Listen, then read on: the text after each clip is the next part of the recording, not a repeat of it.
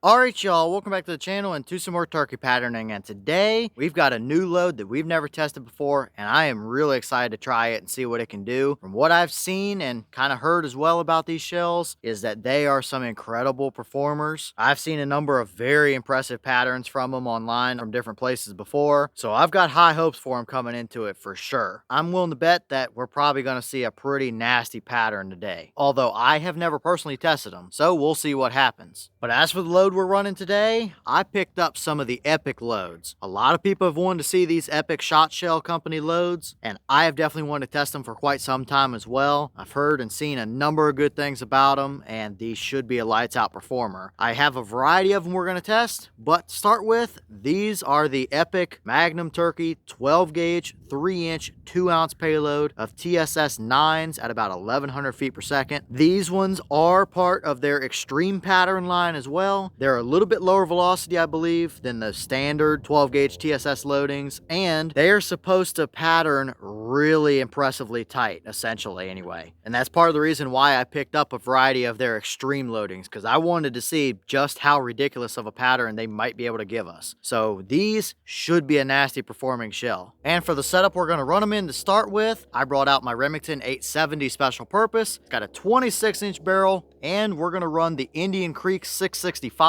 for our first choke here. In doing some talking with the guys over at Epic, apparently they do a lot of their testing and load development with the Indian Creek chokes. So if there's anything that's going to perform well with these, I would think it's probably going to be what the manufacturer develops a lot of their stuff with. So I figured we'd start here, run several different Indian Creeks with these Epic shells as we test them to start, and we'll see what they can give us. But for today's test, we're running it the same as we usually do. I've got the turkey target set up at 40 yards and the chrono to get our velocity. So let's get you guys a view of that target. We'll take our shot and see just how extreme of a pattern we might be able to get down there. I expect it to look pretty nasty, but we've never tested these shells before. So let's see what we might actually be able to get for our first test and a starting point with them.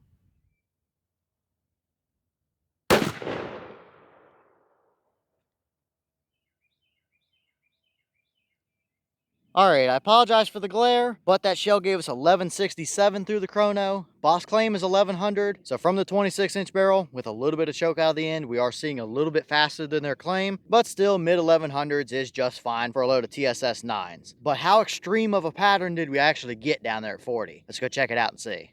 Alright, so now we're down here at our 40-yard paper, and yeah, this is a pretty filthy looking pattern for sure. We did favor it just a hair high and maybe a touch to the right. I think this is the first time we've tested that particular Indian Creek through this exact 26-inch barrel out of that 870, so it might just be that particular choke combo favoring a touch high. Either way though, we have an absolutely hammered bird still. The brain and the top half of the spine there is covered in pellets, and if we had that centered up, I mean, you can picture what would happen there. That bird may or may not have a head left at 40 yards. That pattern is impressive, to say the least. Almost the entire thing is essentially your core. You can see that bigger circle on the turkey target there is a 10-inch circle. If we kind of scooted that up towards the top right corner of that turkey target, probably 80% of the shell would be within a 10-inch circle at 40 yards. And looking in close to our core, I don't think there's really much at all for voids in there. There might be one little one just above the logo on that target along the edge there, and maybe one more little one kind of right in the center of the screen, right on the edge of the turkey target there, but nothing is detrimental at all, and those couple voids are kind of nitpicking when your pattern looks like that. Around the edges, we had a couple flyers down low there, and maybe a couple tiny little floaters up here at the top too, but that is essentially what their extreme shells are trying to eliminate, is the flyers and strings around the edges. And this is probably the least amount of flyers that we've seen in a very long time from any TSS load. And when you got a pattern like that, I don't think you can complain about a couple pellets that aren't exactly perfect in there with the rest. This might be about as good as it gets, really. I think technically we have seen a little bit hotter super baseball pinpoint core areas, but this pattern is just one even core area, and it's still extremely hot throughout there. There is a ton of pellets there, so that is absolutely a 40+ yard combination. If you're a field hunter that wants to or needs to reach out a little farther, that's going to do it, no doubt about it. That's 50 yard, 55 yard, and probably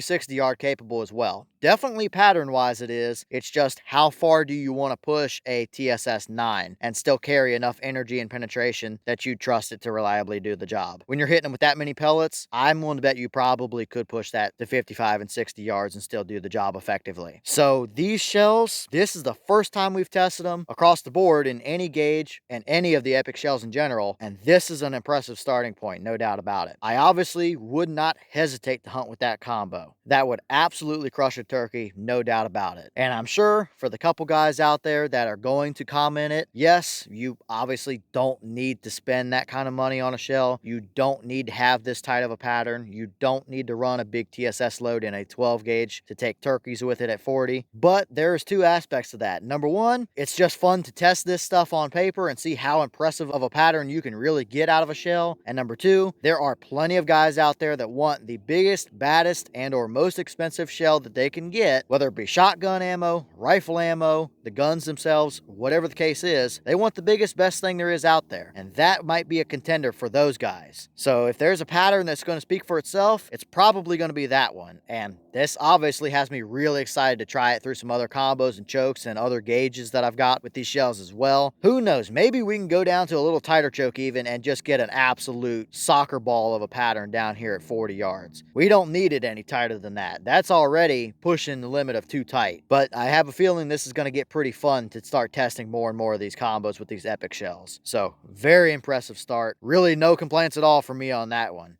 And here's the wad from that shell. Nothing fancy overall, but it clearly did the job just fine. It does have the typical stripes and scratches and stuff from the Indian Creek chokes. Has a little tear right here, and that's not entirely uncommon for those chokes either, but no major damage other than that. Nothing stuck down in there, and the wad looks pretty much close to perfect overall, except maybe that one little snag, which I don't think really did much of anything to our pattern. So clearly, it did exactly what it was supposed to do, and no big concerns from me.